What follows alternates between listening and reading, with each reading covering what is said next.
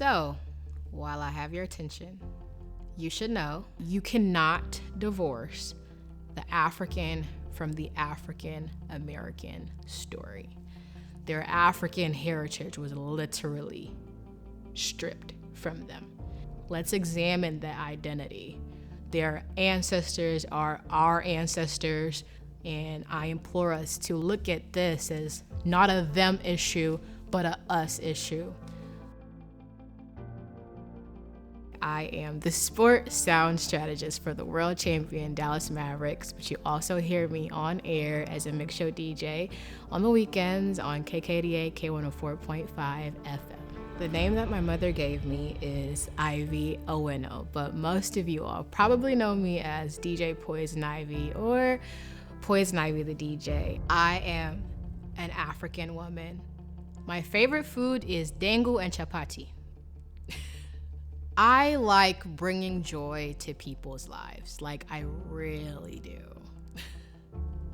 I was born in this wonderful, wonderful, wonderful part of the world, over in East Africa in a city called Nairobi in a country called Kenya. Born there in 1990. I lived there for 9 years. So I thought of myself to be among the lucky or the luckiest people. Making it over to the first world, coming to America. And yes, I had the golden arches in mind, and I thought that there were dirtless paved roads and just this perfect life ahead of me. But when I got here, it proved to be my first lesson in rude awakenings. Wasn't always the easiest, because as we know, kids are very honest and sometimes brutally so.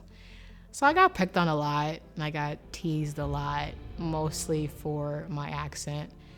I am the product of a British colony, so came here speaking, British English, and it was a lot. Spent a lot of nights in the mirror rehearsing a different accent, which is why nobody ever knows where I'm from now. But, being from Africa, it was all of the jokes, right?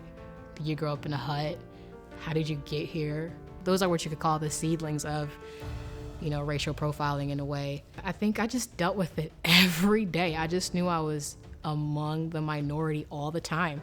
I think that's when I started to feel the pressures of having to represent the race. When it comes to experiences and questions, it was always like, what does the black kid have to say? And started early, 4th grade. Yeah, 4th grade. My mother made it very, very clear that I would always have to work 4, 10, however many times harder than everybody, because as a black woman, society had it to where we just, fell at the bottom of the totem pole when it came to anything, not being fully accepted just for who you are. And a lot of it always had to do with the color of my skin. Never anything else. Not my ability, not my intelligence. The measure of what everything started with was, well, you're black. My whole high school, you never fit in anywhere. You're always too black to be here or too affiliated with the other side to be there. And so you're a brat, you're bougie, you're whitewashed or whatever. It became just one of those things again, almost like a new layer of skin that you had to develop. And it's hard to do that really young. Sometimes the world just seems so inconquerable, honestly. And that's why, to me, I often just get overwhelmed with that thought, and then I think that all I can do is be the best example that I can be. All that I can control is me. Control the controllables. All that I can do is hopefully influence my inner circle. All that I can do is raise my baby girl to spread love and not hate. Here's how you can help. Just love us. Been through a lot. Give us some grace, but not pity. No handouts. Weigh us on the same scale.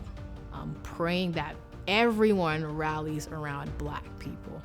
The hope and the prayer is that Our children are here long after we are. And what are we leaving them in? I implore everybody to look at it like that.